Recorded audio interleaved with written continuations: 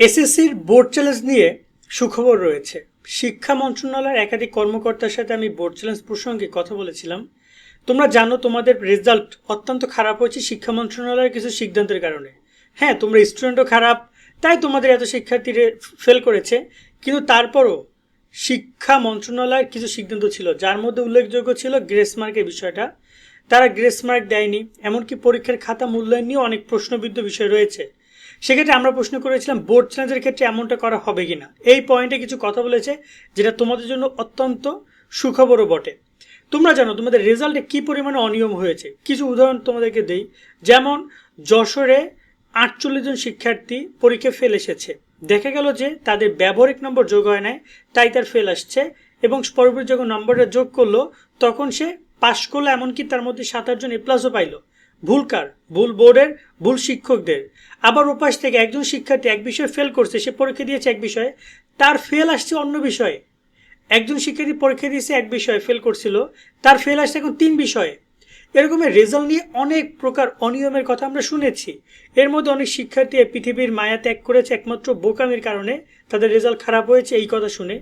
প্রথমত দেখো, রেজাল্ট এতটা গুরুত্বপূর্ণ না, এটা জীবনের থেকে অবশ্যই রেজাল্ট কখনোই গুরুত্বপূর্ণ না। বাট অনেকে যারা এই সিদ্ধান্তগুলো নিচ্ছ, এটা সম্পূর্ণ ভুল সিদ্ধান্ত। পৃথিবীতে এরকমের রেজাল্ট আসবে যাবে, বাট তুমি স্টিল নাও থাকবে এবং তুমি পৃথিবী ভালো কিছু করতে পারো তুমি দেশে থেকে, বা তুমি তোমার নিজের জীবনে। সেক্ষেত্রে রেজাল্ট নিয়ে কেন তুমি পড়ে আছো? এখন রেজাল্ট নিয়ে সুখবর পয়েন্টটাকে আমি সেটা তোমাদেরকে ক্লিয়ার করি। এতদিন পর্যন্ত বোর্ড চ্যালেঞ্জ আবেদন শেষ হচ্ছে আজকে। তো বোর্ড চ্যালেঞ্জ যদি বলি, যে প্রায় রেকর্ড সংখ্যক শিক্ষার্থী এবছর বোর্ড চ্যালেঞ্জের আবেদন করছে। আমরা তোমাদেরকে আগামীকালকে জানাতে পারবো যে কত স্টুডেন্ট বোর্ড চ্যালেঞ্জের আবেদন করেছে। বাট আমরা গেস করছি 4 লাখের উপরে হবে, মিনিমাম 5 লাখ হইতে পারে। মানে 5 লাখ শিক্ষার্থী মিনিমাম অ্যাপ্লাই করবে বোর্ড চ্যালেঞ্জের জন্য। এখন এই জায়গায় তাদের কাছে আমরা যেতে চেয়েছিলাম যে পরীক্ষার খাতাগুলো কি আবার সেই একইভাবে দেখা হবে বা মূল্যায়ন করা হবে কিনা। এখানে তারা 4টা পয়েন্ট ক্লিয়ার করেছে। এক হচ্ছে পরীক্ষার খাতাটি ওরকমভাবে দেখা হবে না, দেখা হবে নাম্বার যোগ আছে কিনা, নাম্বার দিতে শিক্ষক ভুল করেছে কিনা, অথবা ওএমআরে কোনো ভুল আছে কিনা। এই বিষয়গুলো তারা কিন্তু খুব খুঁটিয়ে খুঁটিয়ে দেখবে। এবং তারা বলছে যে গুরুত্ব সহকারে দেখা হবে। এই পয়েন্ট অনেক ইম্পর্টেন্ট। দেখো, এর আগের বছরগুলোতে 4 লাখ শিক্ষার্থী, গত বছর 3.5 লাখ শিক্ষার্থী এসএসসি 24-এ বোর্ড চ্যালেঞ্জ করেছে। রেজাল্ট চেঞ্জ হয়েছে মাত্র 10,000 থেকে 12,000। তাও না, মেবি মানে 4%, 3%, 4% স্টুডেন্ট রেজাল্ট চেঞ্জ হয়। 100 জনের মানে বলা যায় যে 4 জনের রেজাল্ট চেঞ্জ হয়েছে। 1 লাখে ধরে নেওয়া যায় 4,000 স্টুডেন্টের রেজাল্ট চেঞ্জ হয়েছে। এরকম 12-13,000 স্টুডেন্টের রেজাল্ট চেঞ্জ হয়েছে। 3 লাখ, 3.5 লাখ, 4 লাখ স্টুডেন্ট অ্যাপ্লাই করেছিল।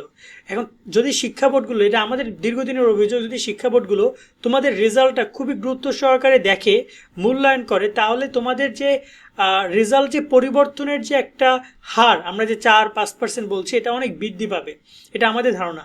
কিন্তু শিক্ষা বোর্ড সেটা করে না। দেখা যায় যে তারা যেমন তেমন করে রেজাল্টটা মূল্যায়ন করে দিয়ে দেয়, পাবলিক করে ফেলে রেজাল্টটা।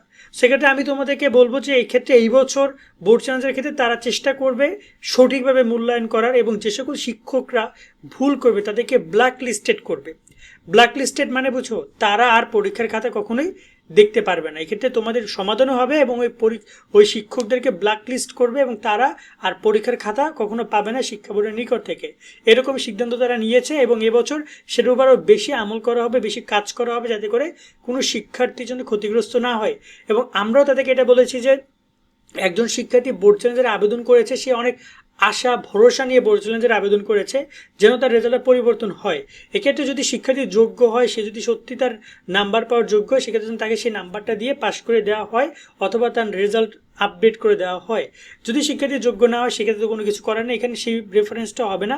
এবং অনেকে বলতেছে তোমাদের রেজাল্ট 1-2 নম্বর বাড়াই দিয়ে সবাইকে পাশ করে দিবে, এরকম যে কথাবার্তাগুলো বলতেছে, এগুলো কিন্তু সম্পূর্ণ ভিত্তিহীন। এরকম কোনো কিছুই না।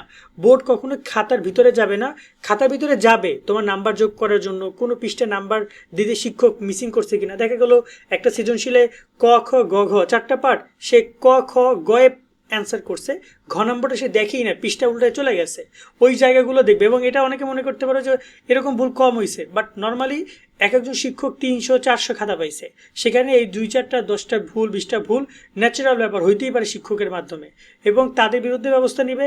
এবং যদি বলি যে, এবং অনেক সময় দেখা যায় শিক্ষকরা নিজেরা মূল্যায়ন না করে অন্য কাউকে দিয়ে মূল্যায়ন করে যায়, তাদের বিরুদ্ধে ব্যবস্থা গ্রহণ করবে, যাতে করে বোঝা যাবে যে কীভাবে শিক্ষকরা মূল্যায়ন করছে। আজকের মতো ভিডিও এখানে আমরা শেষ করছি। সকলে অনেক অনেক ভালো থাকবা। আল্লাহ হাফেজ।